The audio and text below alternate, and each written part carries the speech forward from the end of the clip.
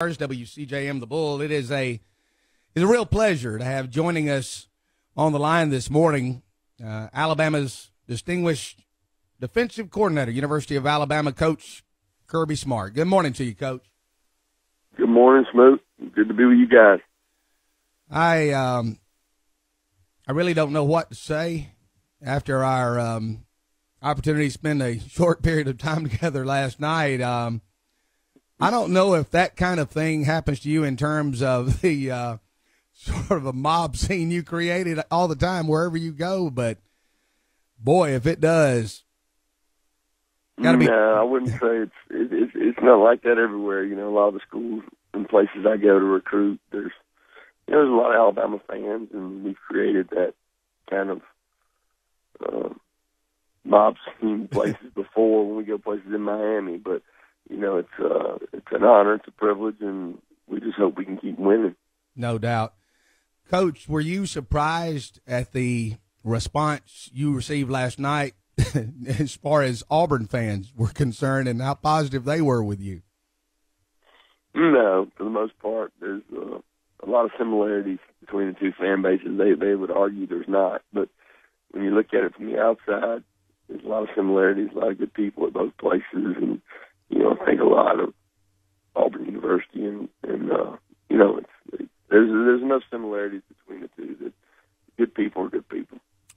Alabama defensive coordinator Kirby Smart with us this morning. Coach, certainly there has been lots of discussion regarding your situation. Quite a number of programs apparently had an interest in you being their head coach. And I know there are certain things you probably don't want to share, but what can you tell us regarding that situation with yourself? Well, I had several opportunities come about, you know, after the SEC championship game and before the national championship game. There's 38 days in there, so there were some opportunities that I got to discuss with ADs and administrators, and you know, it was a good experience for me, good learning experience, and good opportunities. And you know, Coach Saban was really good to me during that process, and he encouraged me to go out and talk to people and find out what I needed to find out, and I did that. And, you know, still at the University of Alabama, which I think is a pretty special place.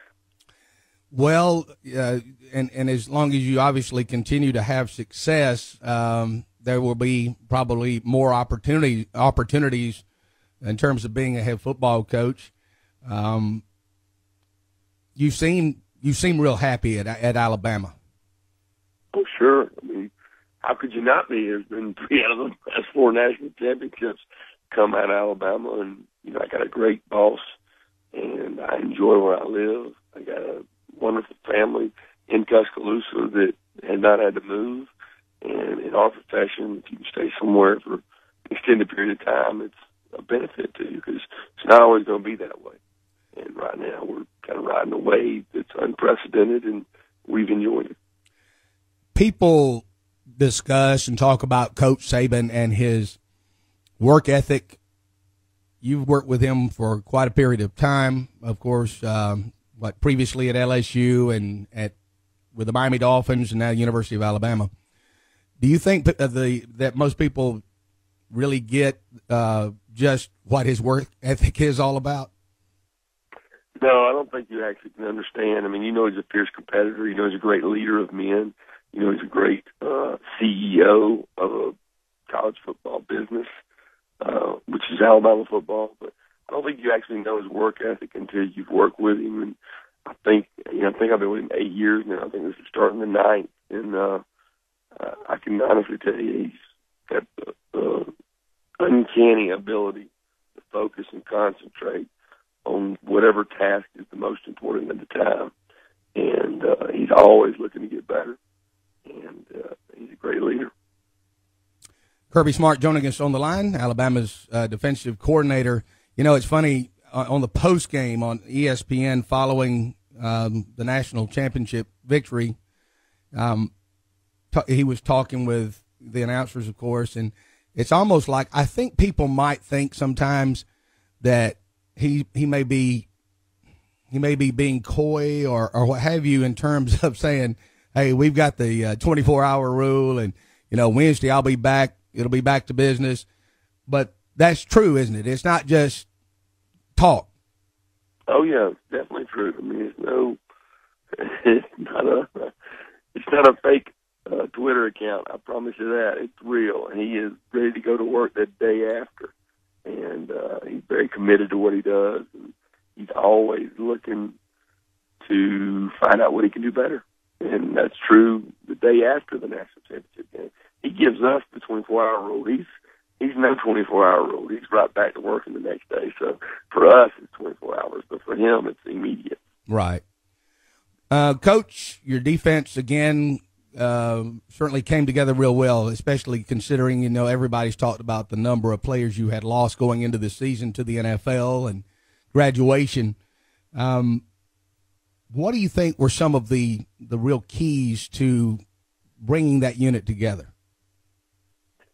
Well, we had a lot of guys replaced, like you mentioned, and I think this group had more of an edge. They had a little more chip on their shoulder than, say, the last two or three defenses. And these guys, they used that chip and that edge to motivate them. And we were not near as talented, but we stopped people when we had to.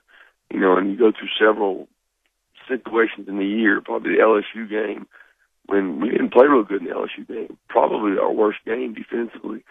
But we stopped them when we had to get the offense the ball back.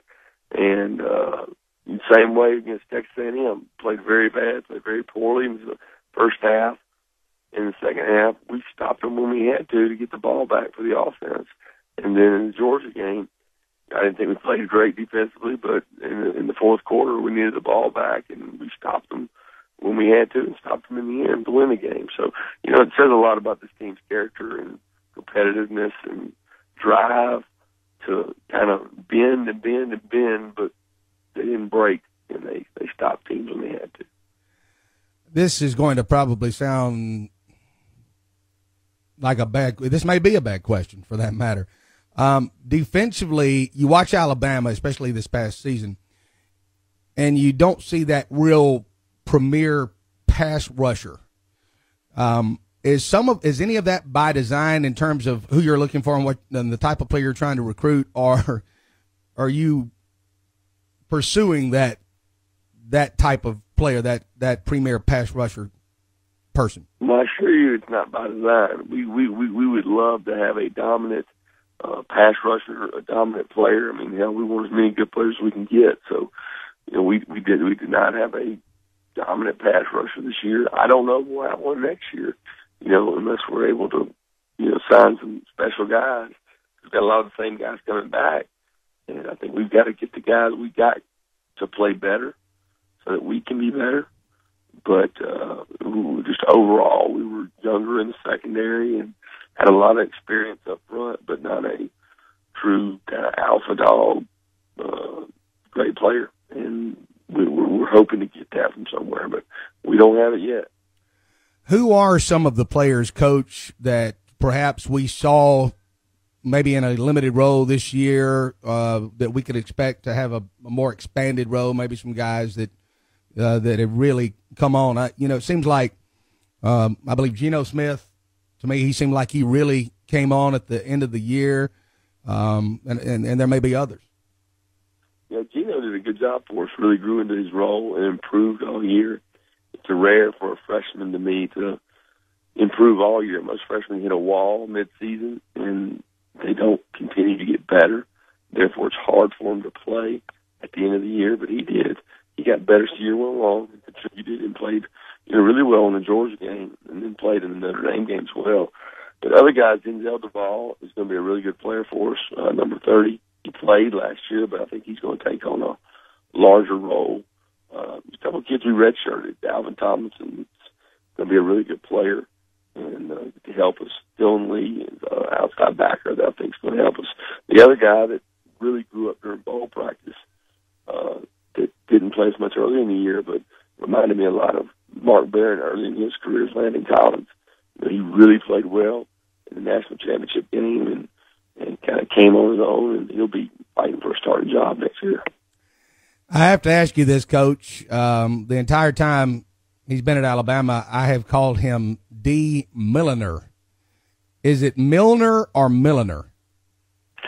Milner. Okay. D. Milner. What a great kid he is. Great family he comes from. When you talk about losing players, as you know, you and Coach and University now have quite a number of underclassmen, it seems, every year that are drafted really high. You know, I was explaining to my boys, they were a little upset that Eddie Lacy's leaving and Fluker and Milner. But obviously it's very good for them, and, you know, they'll be missed, obviously, but at the same time, boy, they've really contributed so much and really deserve a chance to get paid for it. Yeah, they do, and that's become a day and age, and you kind of accept it when you go sign good players, that there's going to be the potential for them leaving after 3 years. You know, the flip side of that, you can not sign good players, and they can stay for 4 or 5. Would you rather have them stay for 4 or 5 and not be real good, or would you rather them come for 3 and leave after 3? I kind of like getting the good players and letting them win a lot of games and have team success, and therefore get an opportunity to go to the NFL. And each one of those guys you mentioned have given a great tribute to Alabama. You know, for them, winning 2 out of the last 3, and makes it a special group. You know, and Eddie and D have contributed in so many ways, and so has Fluker. And you know, we want guys to go to the NFL and be successful. That promotes our program. That allows us to recruit other great players.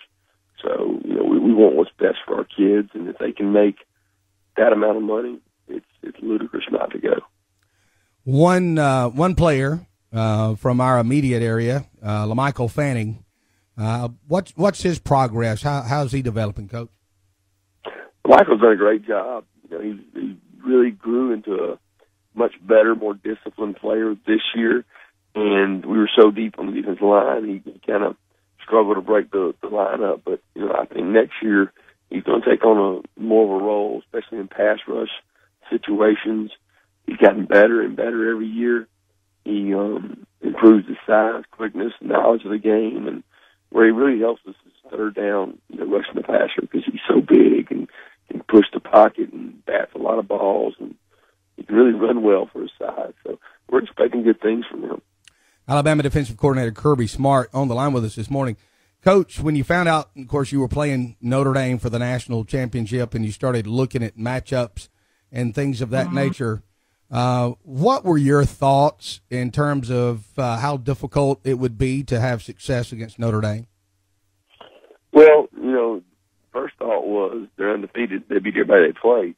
And we knew they had a very pro-style offense. We'd seen them a little bit on TV. And, you know, Brian Kelly does a great job, and they have some really tough matchups. We thought it was going to be unique for us because we had not played a tight end that was like that was as talented as Eifert was. And then the running back, number 6, the Reddick kid, really created some issues for us because he's a receiver playing running back, and they get an empty and put him in there, and he's working on a linebacker. So, you know, it's different for us.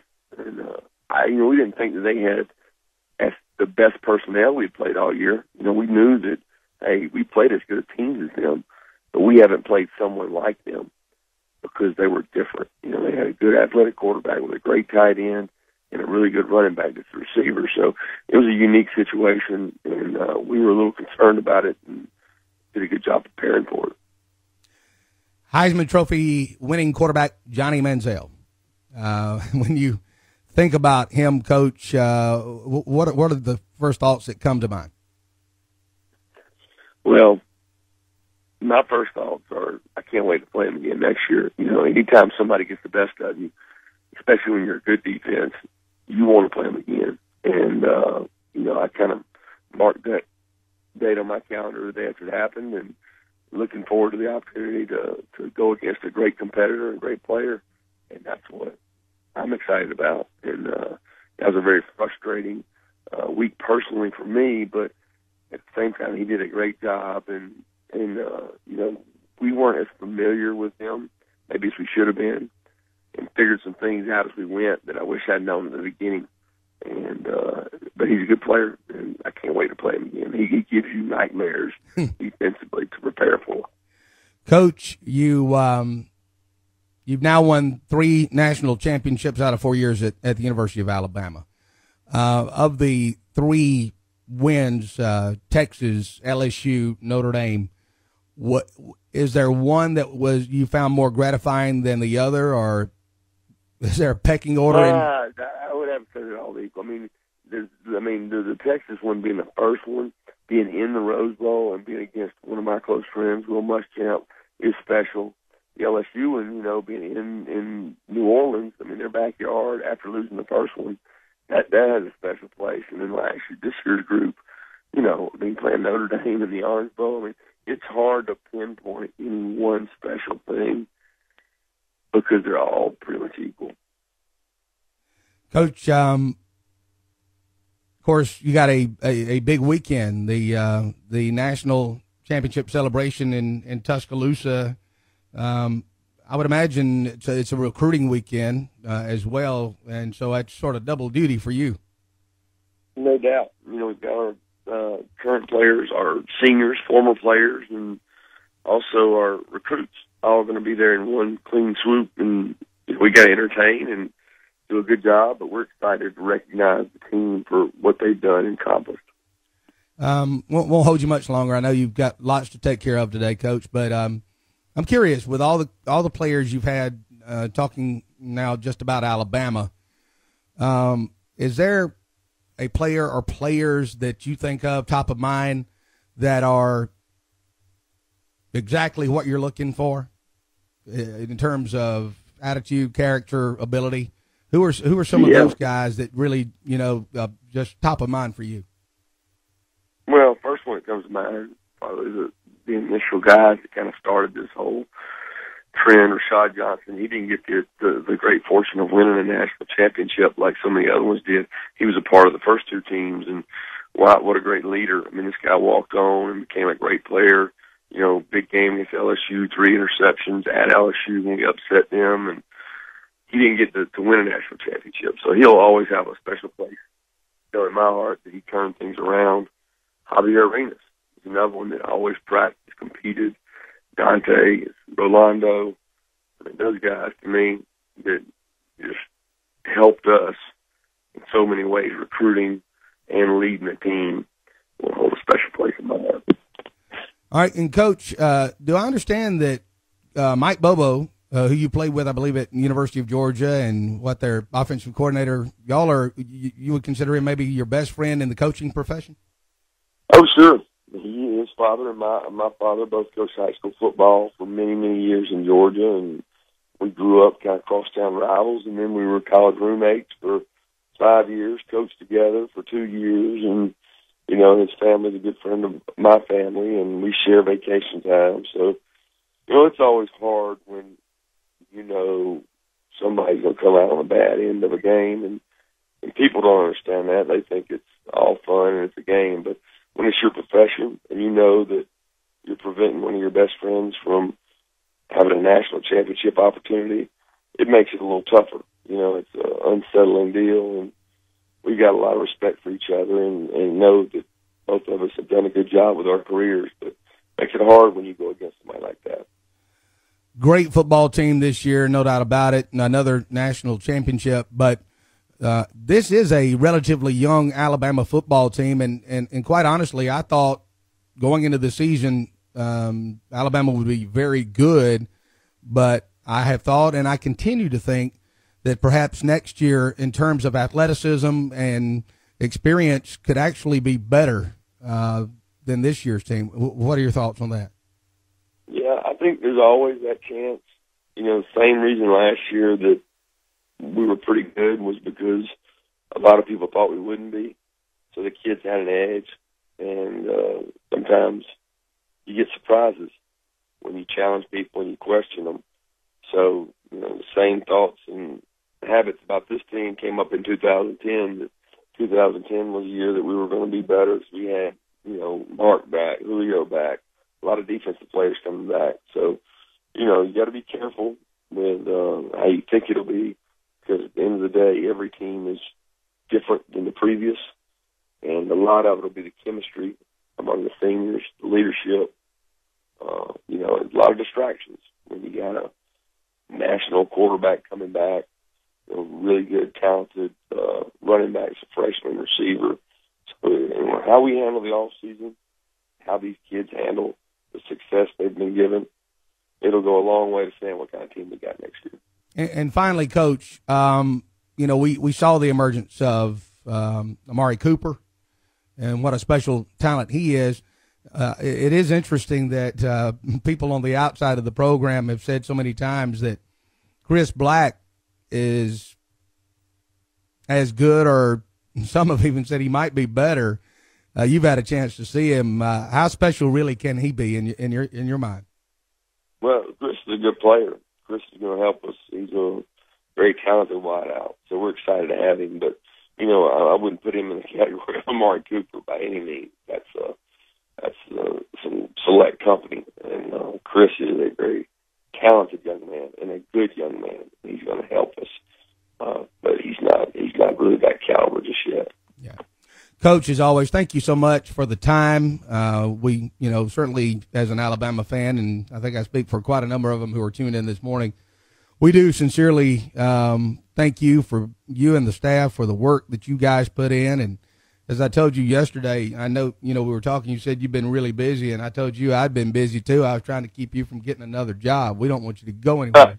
I appreciate that. It's an honor to work at Alabama, and it's a privilege that I don't take for granted. And it's a great place. We got great administration, great president, and great AD. So they all support us, and it makes it easy to win when they do that. Coach, best of luck. Hope to see you soon. Thank you. All right. Coach Kirby Smart, University of Alabama defensive coordinator, sharing time with us this morning.